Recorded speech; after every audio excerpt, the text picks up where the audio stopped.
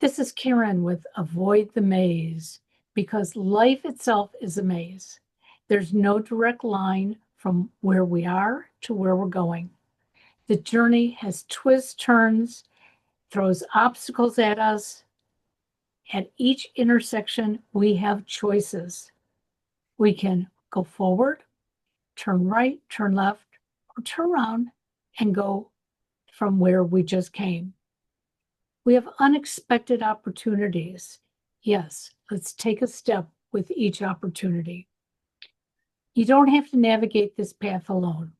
There are others like you staring down blank walls and wondering which direction to take.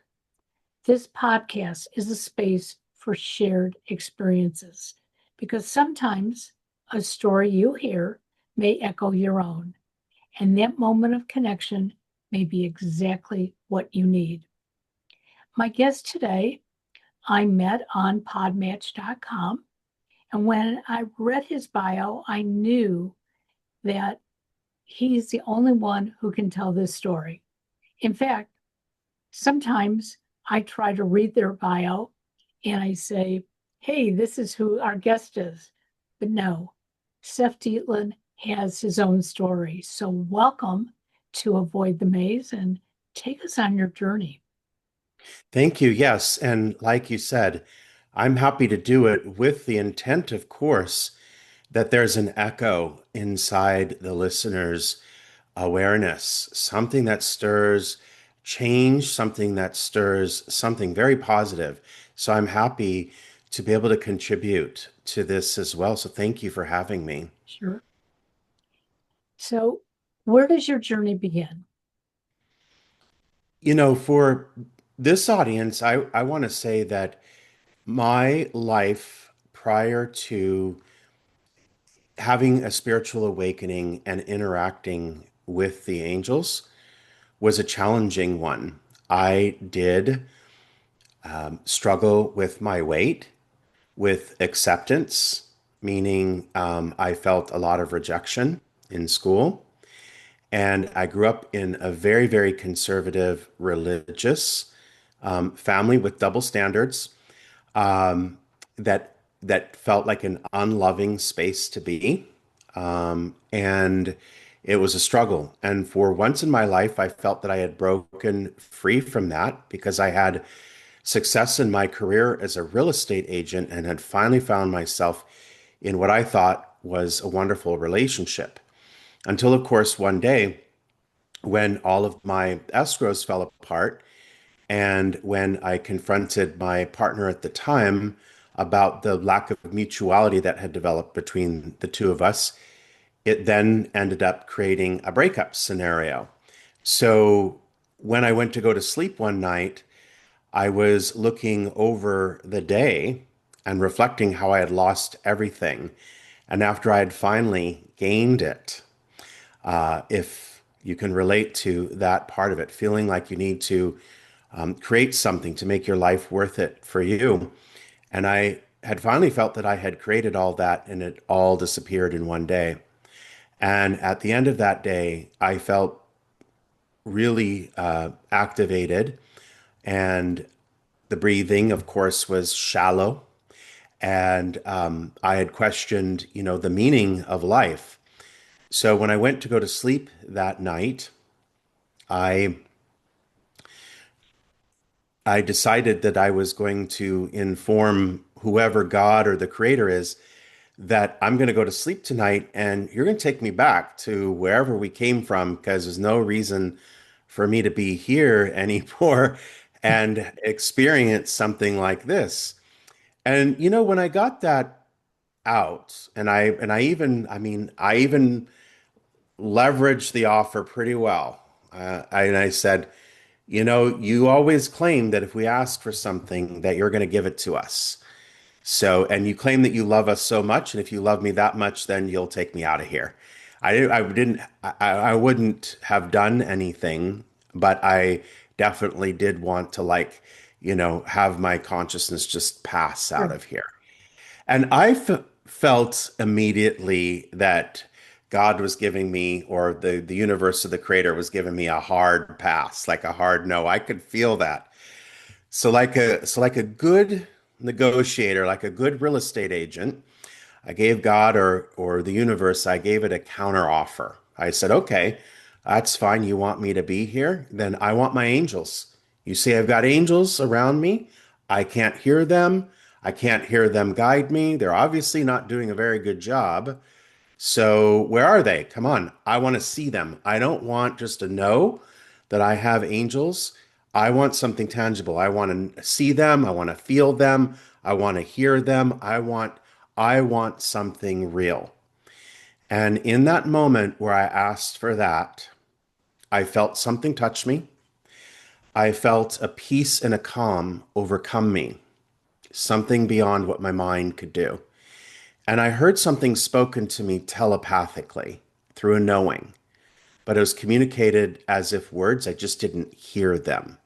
And it said, Seph, everything's going to be not just okay, but better than okay. You'll see. And I felt surrounded and I felt like an energy exchange that lifted me up into a higher state of being.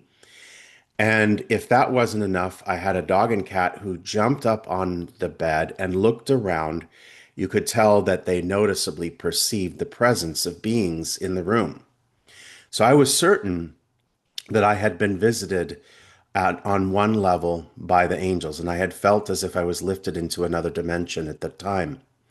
So I went to sleep peacefully and I woke up and I was getting dressed. All of a sudden, I remembered what had happened the night before, and I was reflecting on that. And I thought, wow, I have a very active imagination. I will never tell anyone about that, which here I am blabbing about it to everyone.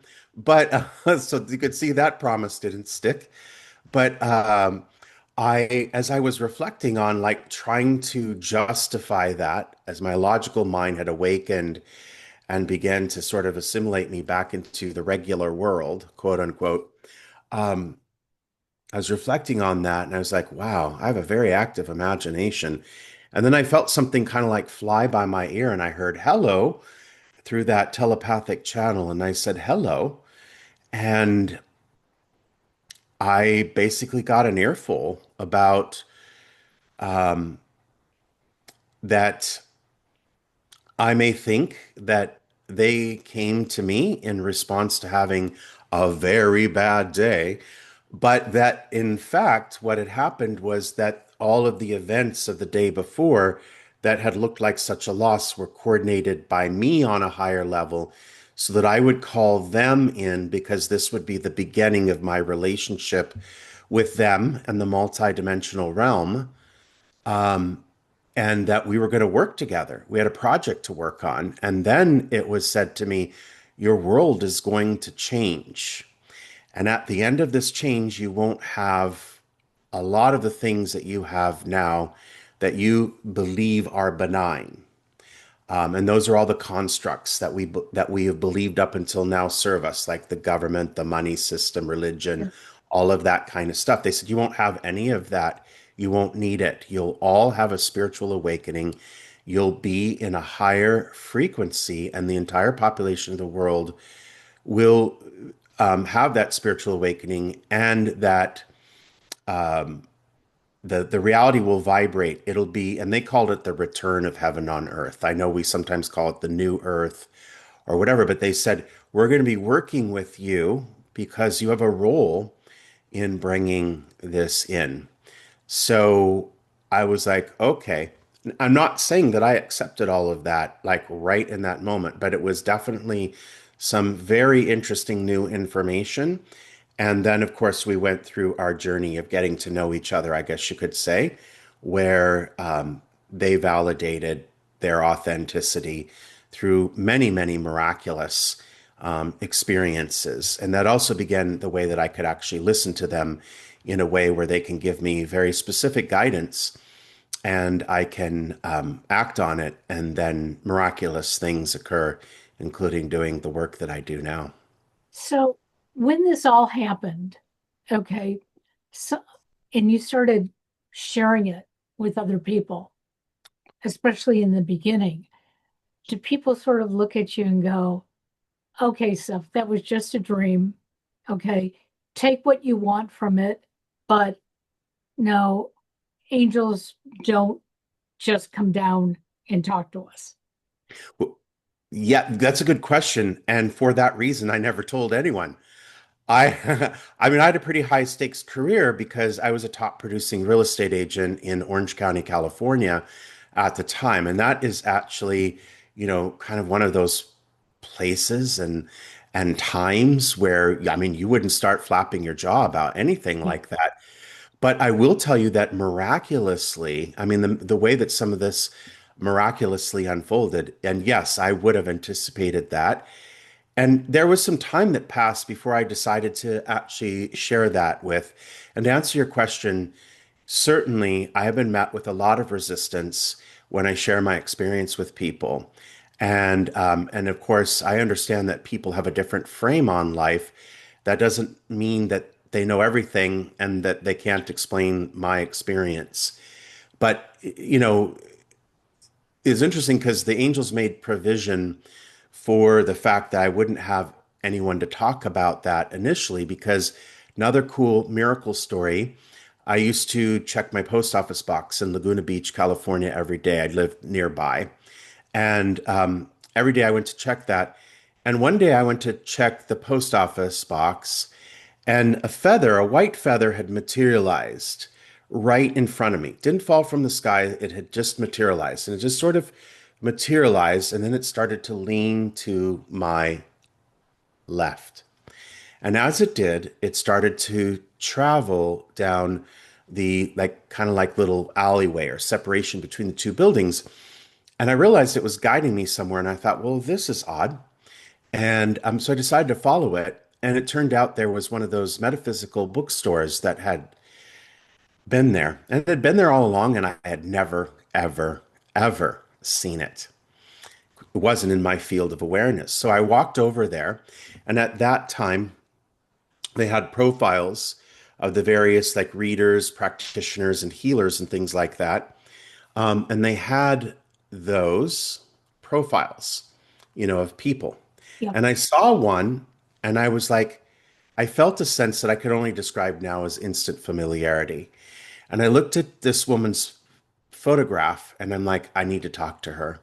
And then I read her profile and it said that she worked with the angels. And I was like, perfect. And then it said her schedule. And I do remember this was a Tuesday, and she worked Tuesdays from 2 to 6. And it was like 2:25 on a Tuesday. I know all that t here. Tuesday, 2:25. Yep.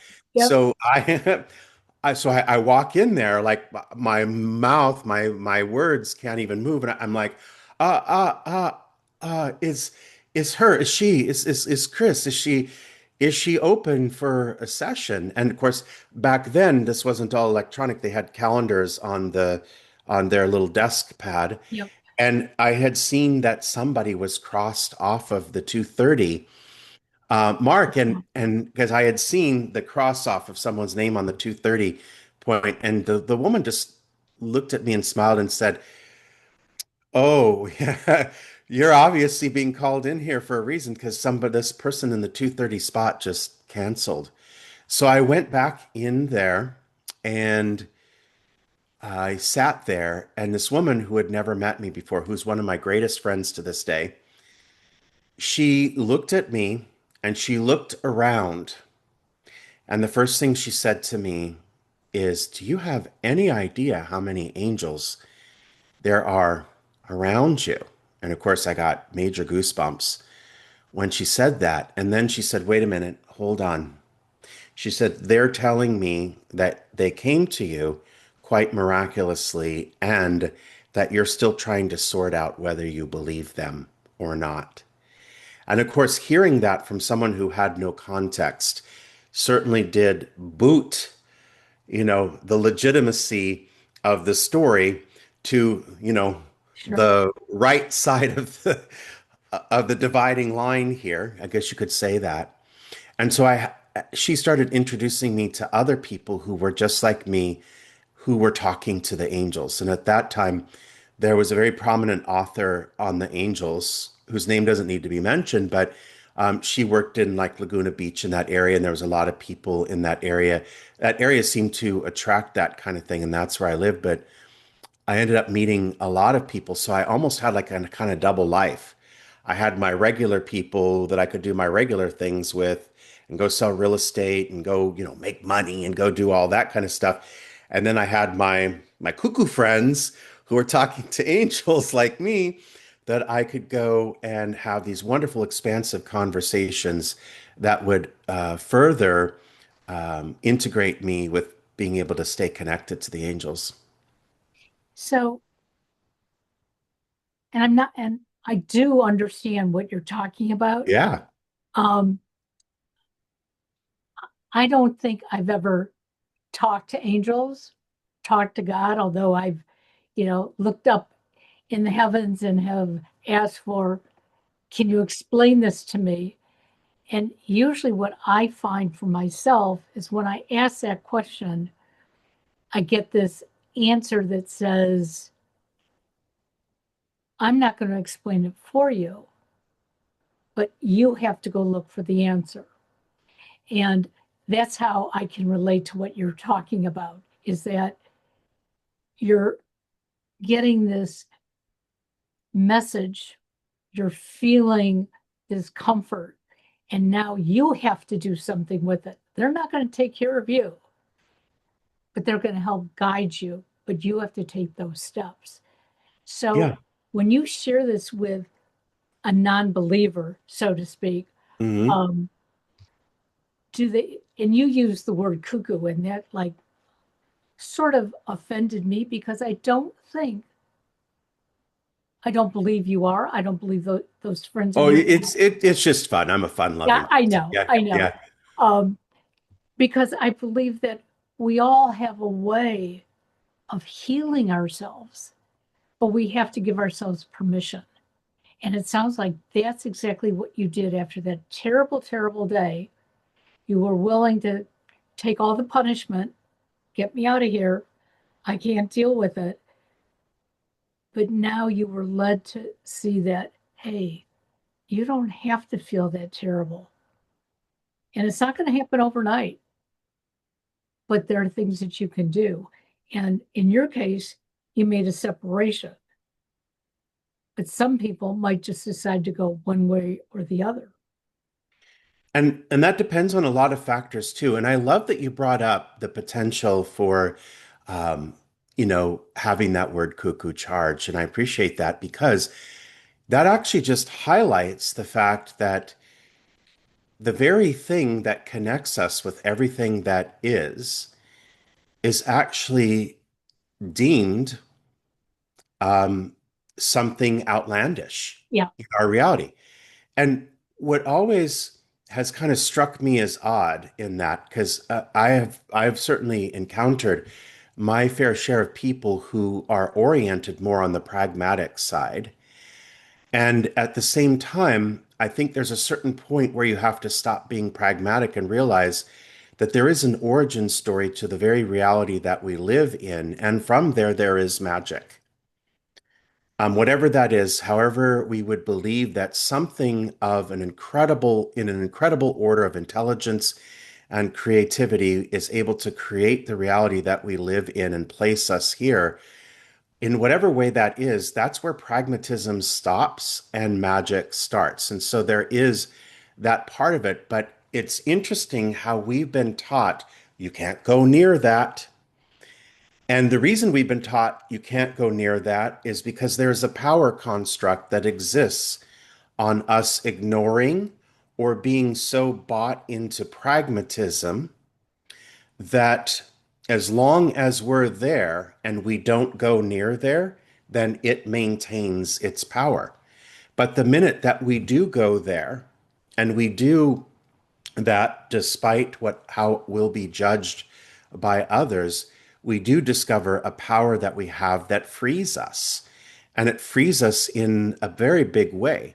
We become available to what people refer to as manifesting miracles, magic, where things happen in unexplainable means. And repeatedly, in some way or another, the best of all possibilities begins to work out. A path begins to be formed for us where we're on what we could consider a higher path. And that's not just a coincidence. And even now, I have noticed that with the heightening um, of the there's a chaos in our world because all of that pragmatic world has been destabilized. And it's destabilized before we get to geopolitical matters. I mean, it's Sure. destabilized on layers beneath that. So it isn't because of this person or this entity or that organization. That is a physical expression of something that's happening on a deeper layer. And there is a movement that's going on that is from that place where we're not supposed to go near, otherwise we're crazy, right? And what's interesting is that now that I've been on a journey of 20 plus years in a relationship with this higher force of intelligence, this higher field of intelligence, I'm noticing that those who have been on it, like you mentioned before the show, this sort of reflection that you perceive reality differently and it's in your favor, Right. is that those who are doing well right now, despite what it looks like on the outside, are people whose lives are led by having discovered awareness. And it doesn't have to be the angels or God. It doesn't have to be in that form. It just means awareness, your nonlinear intellect, the part of you that is connected to the bigger picture. And those that are connected to that heart-centered nature of themselves or anything like that are actually finding themselves where in a state where miracles are guiding them through our current times. And then, of course, there are many who have stayed steady in being planted firm in a purely logical and linear world. And those are the ones that are struggling right now. And that's because they're meant to experience the catalyst, like me, to actually have their own awakening, to go to that area that we're not supposed to go near, because that's the answer to it all. So this started for you 24, 25 years ago. Mhm. When did you decide that you were going to go public and help others along the way? Because again, you're talking about something that really divides people, okay? Which I wish it didn't. I wish True. more of us just said, hey, let me feel, let me be aware, let me go with what feels good rather than to be pulled back into all the chaos. Um, and I started that for myself about 15 years ago. I went Yeah. deep depression. And when I was finally identified, yes, you are depressed and you're going to need some assistance to get through this. My first reaction was, oh no, I can do it on my own. And I tried that for a short period of time and realized I was sinking further down. And so when I finally got the assistance I needed, I started seeing things that I didn't think I was even capable of doing. Right? Exactly. How do I give up a dislike for something that I'm not even sure why I dislike it, but I've disliked it my whole life? And now I'm saying, but I want to know why. I want Yeah. to feel it. So when were you able to finally say, okay, I'm going to go public, but I'm going to help others along the way? Yeah. Good question. Well, first of all, I love that when we enter into these discussions, we're usually speaking to and about the skeptics or those that are firmly planted in a linear reality. And I don't give it that much energy or feel that much underneath it because I actually find that beneath the surface, everyone that I encounter has a certain part of them that has had a spiritual experience or who has had an interesting experience. And it's a wonderful opening to expand because from what I've seen and experienced is there isn't sort of a divide in, and this is something that would give you faith. There isn't this sort of divide in between those who are oriented to believe, as you would say, and those who are oriented not to.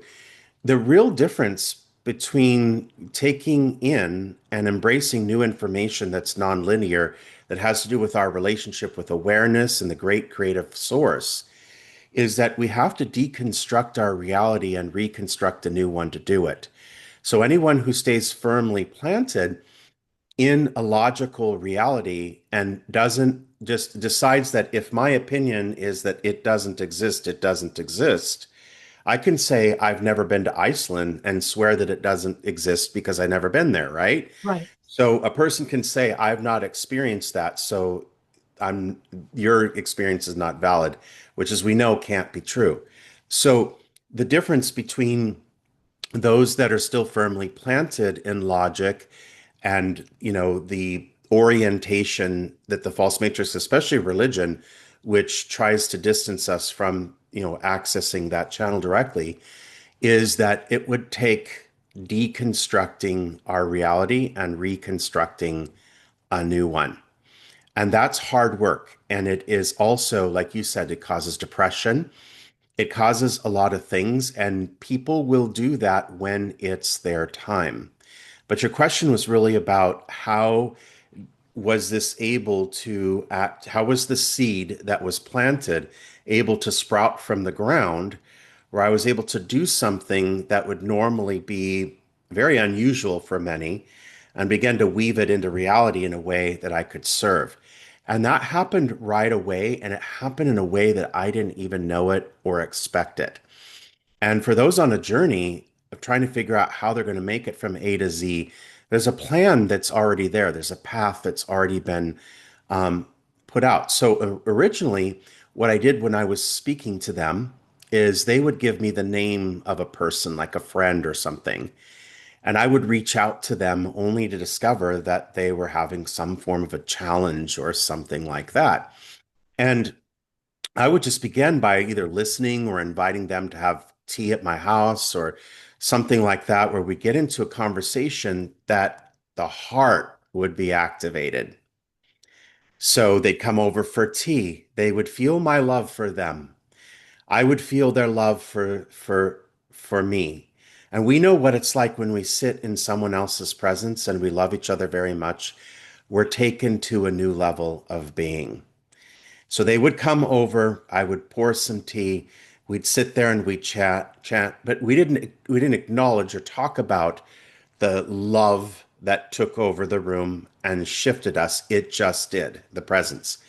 We would end up in a conversation and I would just offer some insight like, hey, why don't you try this? Or have you ever thought of this or whatever?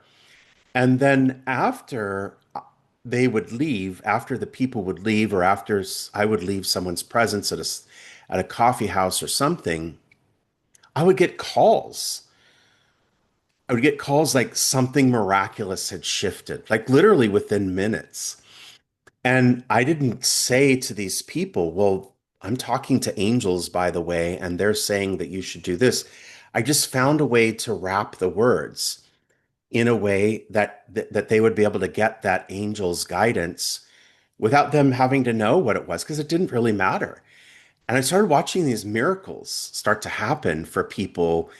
And it even started to get to the point where, like, I called someone one day and the person said, oh, of course you would reach out. I'm like, well, what does that mean? Like, well, I don't know if you realize this or not, but I see you as very intuitive. And, I hadn't shared anything like that. So little by little, things were finding a way to express themselves without a need to be fully defined. So in that way, I was really lucky because I didn't have to come out of the spiritual closet, so to speak. But I was able to be helpful, and people understand helpful. People understand love. People understand ideas. So it didn't matter if those ideas were fed to me in a beautiful conversation of having tea with a friend, and it was from a relay that I felt was being guided for me to say from the angels. None of that actually mattered. And that was the beginning of me doing what we would call readings. And for me, I've never really resonated with readings being something where someone comes to me and says, okay, what's happening in my future? Right. And I used to call them the paid and laid readings because I used to do readings where people wanted to know when their guy was going to call them and when money was going to drop out of the sky. And it's like, well, we're talking to angels here. There's a whole lot more available to us than just when is my ego going to be satisfied with Right. these things, right? So, at any rate, that was the beginning of doing readings. So, like, even today, when I do readings, I tell people I don't do like, I just actually relay what the angels have to say, but most importantly, they come to me where we get into this high frequency calibration, which is the love, the high frequency love. And that is what actually does the work. So it eventually morphed. And then the angels shared with me that I would lose everything that I have to do what I'm really supposed to do in this world. And when the real estate crisis hit in like 2006 in Orange County, 7, 8, 9, 10, and in that range, the Great Recession, they call it, it actually hit Orange County first in 2006. And 2 weeks before that, they told me, get ready to let it all go, let everything go to begin to do what you're going to do. And the real estate market froze up, and I lost my real estate business, my house, and everything else. And they took me into film school so that I could actually create content in this space eventually. But what they did was when they guided me to do that, I was like, what should I do for work now? And then I heard, do readings professionally. And I'm like, eek, no, at all. No. I mean, because it was okay when people came over to my house and the love, started to take over. And that's an authentic reading, by the way, when you feel connected to, a positive frequency and what happens in the place. Some people like they try to really choke, the reading, like, when is this going to happen? Yeah. Whatever. But but the thing is like I'm like, no, I'm not going to do this because when someone would come over, it was easy. You pour the tea, you'd start to drink the tea, you'd have a little conversation, one thing would lead to another and it would naturally lead there. But I didn't want to get into a place where people were paying me for this because then they were expecting more. But somehow or another, I got nudged out there because I didn't have any other way to make money. So Sure. I went and did it. I started reading for a psychic hotline, which showed me the inauthenticity or the inauthentic work of that because they wanted you to, to kind of keep people on the phone. And I couldn't do that. So I eventually went out and I started doing, readings on my own. But the readings was just the beginning because my mission is to, organize people who are consciously inspired to make this world a different place right now. So now I offer retreats and I'm creating a show that features our movement and that was all guided by the angels. And even the retreats now, I hear all the guidance from above. And I've done 4 retreats in 9 months. And that's where this has gone to, because one of the things about when we do the readings is that it's a wonderful place to get guidance from, because when we're getting guidance for other people, we're getting it for themselves. And so somehow or another over these years, it is metamorphosized into understanding motion picture and then also understanding how to bring people together to synergize and share their gifts. So now I do these aspects where I'm building something that's about uniting people in a conscious conversation, and all of that is guided by them. But it went out in kind of plain clothes first, and then it took tiny steps in the other directions when it was safe to do so. And now I don't. There's nobody that knows me that doesn't know that that my life's work is co-created with a higher multidimensional reality. And what I appreciate about what you're doing is that there are so many of us who are stuck in what I call the real world, which means we all have to go out and get a job, we have to pay our bills, we have to do all these things. And we become very hard We don't allow ourselves to see what else is out there. Hmm. Um, and we believe that this is what we're destined to. And I'm not saying that we don't have to have a job and make money and that we, you know, can just miraculously find food to put on our tables without money. But when we allow ourselves to follow what's deep inside of us, what we need, it becomes a better world. Yeah. And this past weekend, um, my husband and I went to a vigil, first time I've ever been to one, um, for two young men who tragically lost their life in the rip currents of Lake Erie. And I knew four people in this group. There were hundreds of us that showed up for it. Mm. Some who had relationships with the family, some who just heard about it, wanted to be there. And where my husband and I were sitting, we really couldn't hear the speakers. They had a microphone, but it just wasn't traveling. And I sat there just looking at the crowd. And again, I didn't know anybody around me other than my husband. And I felt calm. I felt I was in the right place. I came for my friends who were experiencing this, but I was only one of many who came for them. So it wasn't like I was surrounded by them, but I was surrounded by all this energy. Yeah. And when my husband and I left, we were driving to go get dinner. And I said, I don't even know if I know this many people in my life that were there. And he goes, well, I'm sure you do. I said, but there was something about it. I felt like I knew them all. Hmm. And even if it was only for the hour that we were there, that we had something in common. We had something in common. And I think this is important for all of us to be able to open up, see what's out there, be Yeah. mindful of the love.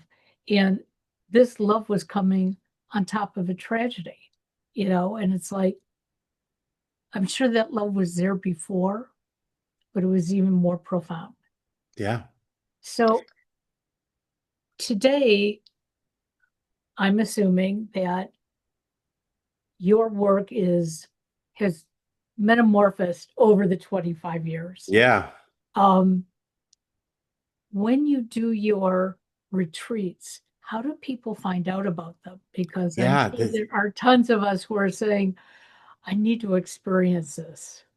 Well, yeah, first of all, what's cool about the retreats, what I got guided to do, and I mean, this is the magic, and this is the communicating with the angels piece. Before, I mean, there's a couple pieces of this that were magical. First of all, a couple years ago, I got guided to jump on a plane and go to the Big Island of Hawaii. And it was overwhelming. And at this point, I've developed a relationship with the angels that if they tell me to do something specific, I know that if I act on it, that something hugely miraculous will occur from it. So, of course, I did it. I don't question their guidance anymore. And what really happens, and first of all, I want to say that this isn't something that's available to one person or just a certain type of person. This is something that's available to all of us, which is why I also teach angel communication, because every one of us are actually communicating with our awareness, and we just need to dial into it. It's that easy. So I don't, first of all, I want to make sure that we know I don't feel that I'm special or anyone else who has worked out how to have a fluent relationship or a fluent dialogue with awareness is special. That gift is calibrated because it's being used to serve. And this that I'm sharing with you is one of the hows. So at this point, because I have such a fluent relationship with this higher level of intelligence, they told me to go to Hawaii. Now, a few months before there, someone had shown up at one of my workshops and said, hey, I have this space in Hawaii. I'd love to see you work in Hawaii. and I'd love to host you at my place. But that communication link had kind of gone quiet a little bit. But in the meantime, I had been sent to, and they said the Big Island specifically. And I went there and I ended up they guided me to stay, everything was this chain reaction of miracles of meeting people until I ended up at the Cloud Forest Sanctuary.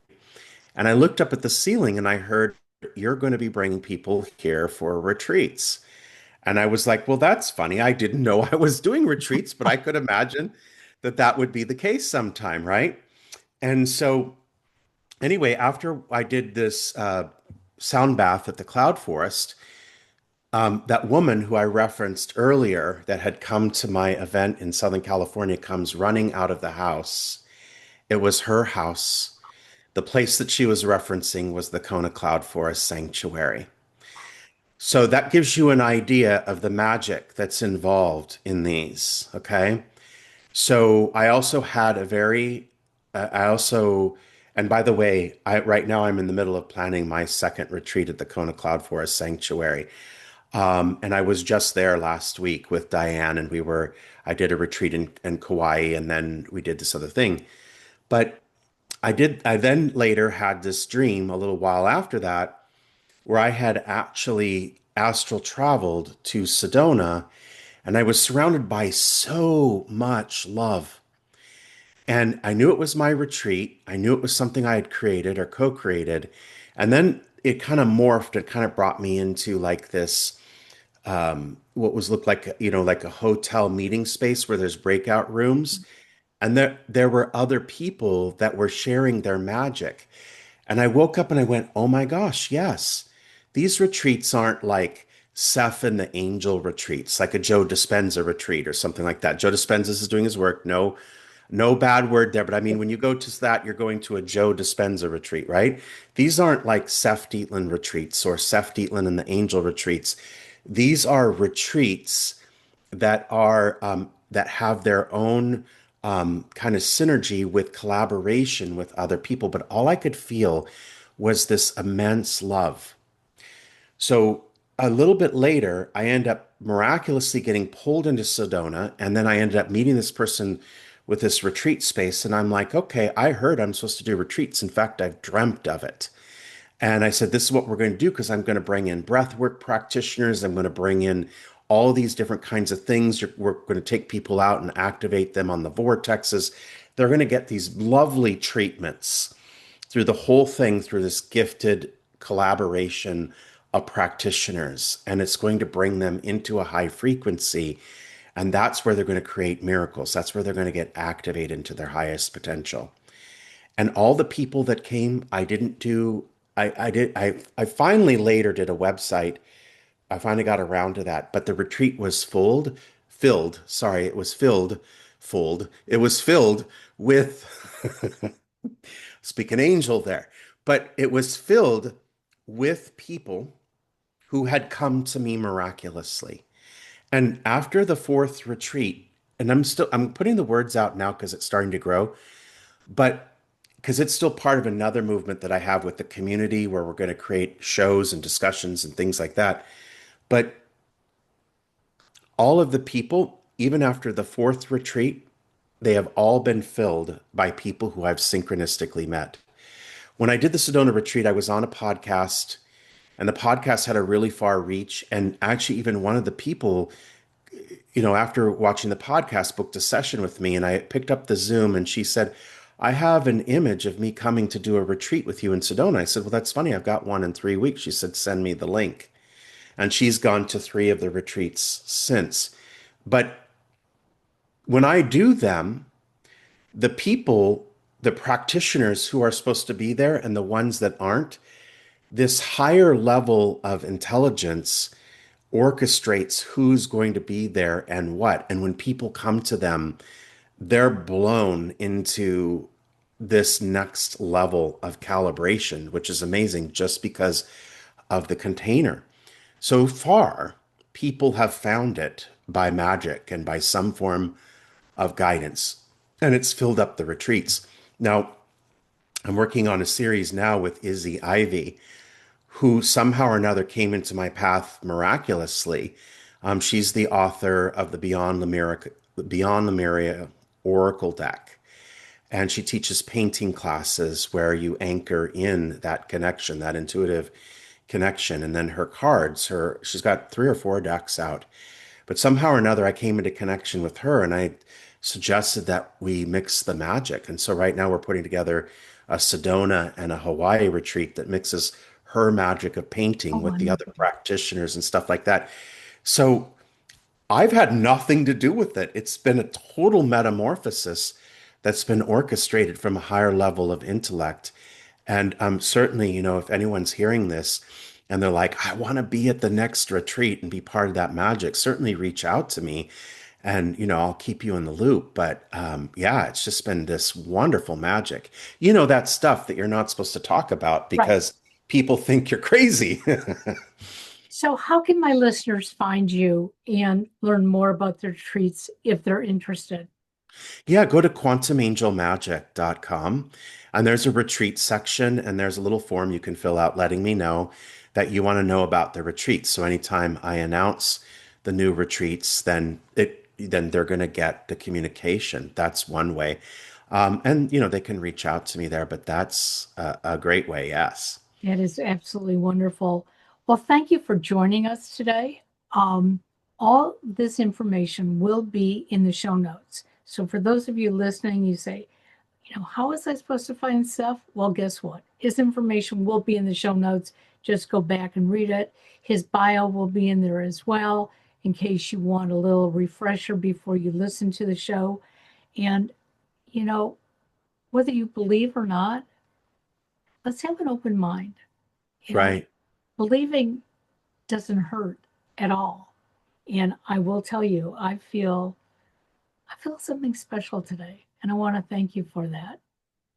Yeah, thank Today. thank you. Yeah, I feel the energy build up when we have these conversations too. And there's been a lot of times I've had people email and say, I just want you to know I've listened to that episode like all the time because I feel activated when I listen to it. So I know that we bring something special when we bring that signature. And if you don't mind, too, with your listeners, there is a way that you can get a download of an angel-inspired abundance meditation off my website, too. You end up being a part of my email list, so when I do things, you'll get to know about it. But when you do that, you can download this beautiful, it's an angel calibrated, just like this energy, and it's available in what it's like almost an hour-long guided meditation that people really enjoy. So that's available there too as a gift, and then to create an opportunity to build a relationship with all of this magic and being able to calibrate with that. Well, thank you so much for that. And Yeah, we'll be in touch. Thanks, Seph. Have a great lovely to be day. here. Thanks for having me. Bye bye now. Bye.